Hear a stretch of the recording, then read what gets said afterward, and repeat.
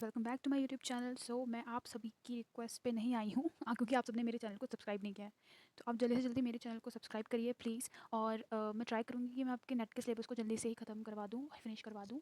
और जैसे कि आप जानते हैं कि 21 से लेकर 30 तक आपके नेट एग्जाम्स चलेंगे। सोशोलॉजी हम मेरा मेन सब्जेक्ट है और मैं आपको पेपर 1 के लिए भी रेडी करवाऊँगी, तैयार करवाऊँगी।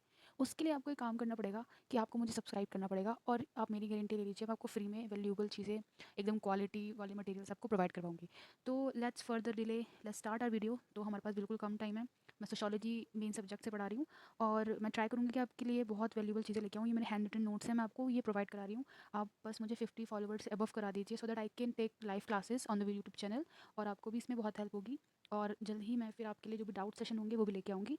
मेरा टारगेट है कि मैं आपको फ्री में वो चीज़ें कंटेंट प्रोवाइड करवाऊँ जो मैंने मतलब बहुत मेहनत के बाद गैदर करी हैं। और मैं आपको ये भी बता दूँ कि मैं भी एक नेट एस्पिरेंट हूँ, मैं जेआरएफ के लिए टारगेट करी हूँ।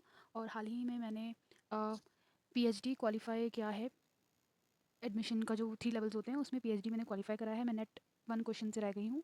सो आई एम आल्सो एस्पिरेंट और मुझे पता है मैंने क्या गलतियाँ करी है।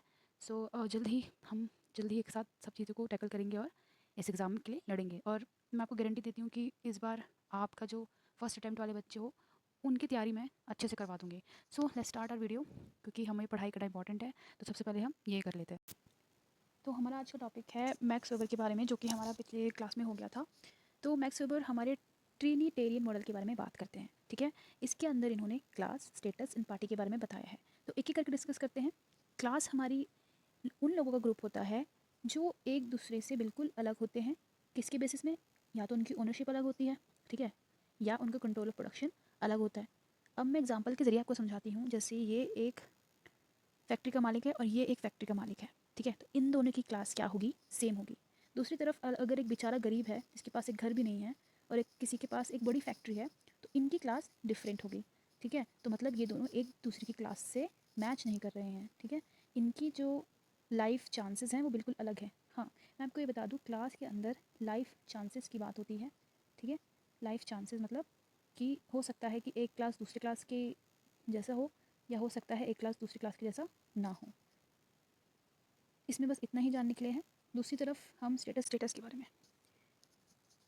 स्टेटस एक ऐसी सिचुएशन है जिसके अंदर किसी मैन की स्पेसिफिक पोजीशन को हम स्टेटस कह सकते हैं, ठीक है। दूसरी तरफ मैक्स वेबर कहते हैं कि स्टेटस से हमें सोशल एस्टीम मिलती है, ठीक है। स्टेटस से हमें सोशल एस्टीम मिलती है, उसके हमारी पोजीशन के बारे में पता चलता है। और जो स्टेटस है वो हमारे स्टाइल और लाइफ से कनेक्टेड है। मतलब जिस तरीके का स्टेटस होगा उसी तरीके की हमारी लाइफ होगी। मतलब अगर हम टीचर हैं तो हमारी लाइफ में सेल्फ एस्टीम भी उतनी होगी, हमें प्राउड फील होगा, ओके। दूसरी हम बात करें तो अथॉरिटी की। तो अथॉरिटी का मतलब होता है लेजिटिमाइज पावर। मतलब शक्ति का एकदम लेजिटिमाइज तरीके से इस्तेमाल करने को ही हम लेजिटिमाइज कहते हैं। मतलब कोई भी पावर जिसको सबकी सहमति मिली हो, ठीक है, जो सबकी नज़र में सही हो, ठीक है, वो पावर को ही हम अथॉरिटी कहते हैं। जैसे ब्यूरोक्रेट्स हो गए, आईएएस हो जाते हैं जो हमारे, अगर वो किसी को फायर करते हैं, ठीक है, तो किसी चोर को मारते हैं, तो वो हमारे लिए क्या है? एक अथॉरिटी है, ठीक है। वो कभी भी किसी को फायर कर सकते हैं पुलिस में से, जो भी अगर क्राइम कर रहा है या फिर करप्शन कर रहा है तो उस पावर को हम कहेंगे अथॉरिटी, ओके। इसमें 3 टाइप्स हैं: traditional, charismatic and legal rational. तो ट्रेडिशनल में हमारे किंग्स आ जाते हैं, ठीक है। जैसे किंग्स के बाद उनके बच्चे जो प्रिंस होते थे उनको बाद में फ्यूचर किंग पर कंसिडर किया जाता था।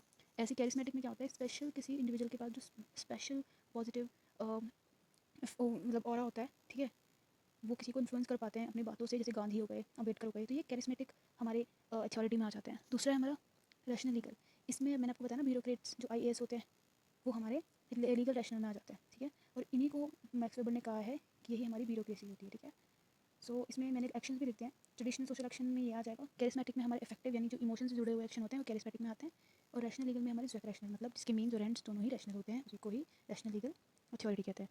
दूसरा हमारा मेन टर्म है रूटिनाइजेशन ऑफ कैरिस्मा। मतलब इसके अंदर ब्यूरोक्रेट क्या करते हैं? वो लीडरशिप, जो करिश्मा में जो लीडरशिप है उसको टेक ओवर कर लेते हैं। मतलब फॉर एग्जांपल कोई कैरिस्मेटिक लीडर है, ठीक है, फॉर एग्जांपल गांधी जी होंगे, या फिर कोई अलग कोई लीडर है, वो कैरिस्मेटिक अपने बोलने के, भाषण देने के तरीके से कैरिस्मेटिक अथॉरिटी में आ गया है, ठीक है। तो उसको रैशनल लीगल यानी जो ब्यूरोक्रेट्स है, आईएएस है, वो इसको टैकल कर देंगे, मतलब टेक ओवर कर देंगे। वो इनकी सत्ता को कैंसिल आउट कर देंगे और वो खुद अथॉरिटी गेन कर लेंगे। तो इसी प्रोसेस को कहते हैं रूटिनाइजेशन ऑफ कैरिस्मा। तो आज के लिए ही इतना ही बहुत है, क्योंकि गाइज मैं आपसे ये चाहती हूँ कि आप सब्सक्राइब करें, ठीक है, ताकि मैं आगे और भी वीडियोस ऐसी जल्दी लाऊं। और आपके फीडबैक मेरे लिए बहुत मायने रखता है। और जल्द ही अगर आप मेरे 50+ सब्सक्राइबर कर देंगे तो मैं लाइव सेशन लाऊंगी और उसमें आपके डाउट सारे सॉल्व करवाऊंगी, और साथ में कई स्टडी सेशन हम साथ में कर सकते हैं। तो thank you guys, please subscribe to my channel, and जल्दी मिलते हैं। Good night and good bye.